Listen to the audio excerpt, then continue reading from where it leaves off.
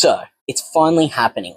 Not a logo, not a cinematic trailer, not a slow pan across fog while someone whispers, "Heroes rise." Fable is showing gameplay at Xbox's Developer Direct on January 22nd, and I'm excited. In the exact same way you're excited when your mate says, "I swear, I'll pay you back this time." Like, yeah, sure, show me. Xbox has confirmed Developer Direct is January 22nd at 10 AM PT, 1 PM ET, and 6 PM UK. If you're watching this and are a fellow Aussie, that's 5 AM on Friday, January 23rd, which means Xbox is asking me to care about Albion before sunrise. That's just criminal. And the big deal is Fable is getting its first in-depth look, including Xbox's words, a first look at some stunning new gameplay. So why does this reveal matter? Because Fable has been in that weird zone for years where it doesn't feel like a real game yet. It's been coming for so long that the hype mutated into a meme, and memes don't ship on Xbox. So this showcase is the moment where it becomes real. We stop arguing about what we hope it is and start reacting to what it actually plays like. So what is Xbox promising? Xbox is framing this as a fresh new beginning in Albion, and they're leaning hard into what makes Fable.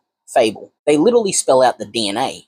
Choices, consequences, drama, action, British humor, and chickens. That's a good sign, because if this reboot forgets the personality, then it's not Fable, it's just fantasy-flavored content. Now, the three things that fans of the series will be watching for. Alright, the second gameplay starts.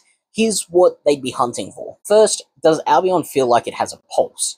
Not graphics, not ray tracing, I mean, just attitude. Fable needs NPCs that feel like they've got stories, grudges, and zero respect for your personal space. Give me towns that feel lived in, not theme park clean. If it looks gorgeous but soulless, that's not Albion, that's expensive wallpaper. Second, choices and consequences. They're putting choice and consequences back on the label. So I want to see at least one example where an action actually changes an outcome. The world reacts to you, the consequences don't instantly reset when you leave the area. If choice is just picking between nice guy and slightly rude nice guy. And third, combat is satisfying or floaty. This is the make or break. If the combat has weight, readable animations, and spells that looks like they do something nasty, we're in business. If it's just gentle sword swishes and enemies politely waiting their turn, people are going to bounce off really quickly.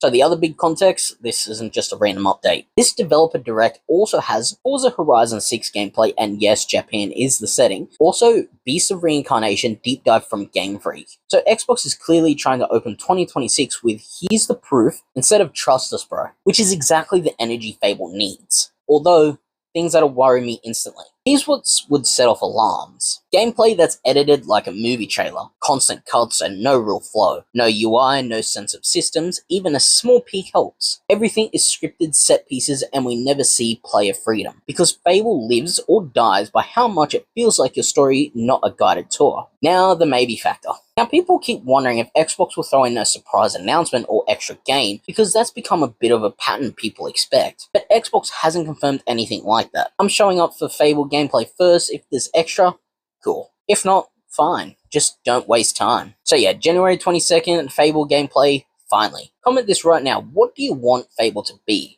More classic chaos and consequences, or a tighter modern action RPG with Fable flavor? And if the gameplay hits, I might do a breakdown. We'll see sometime after work probably. I'll try to do the combat, tone, choices, the stuff that actually matters. If it doesn't hit, we'll cope together very loudly.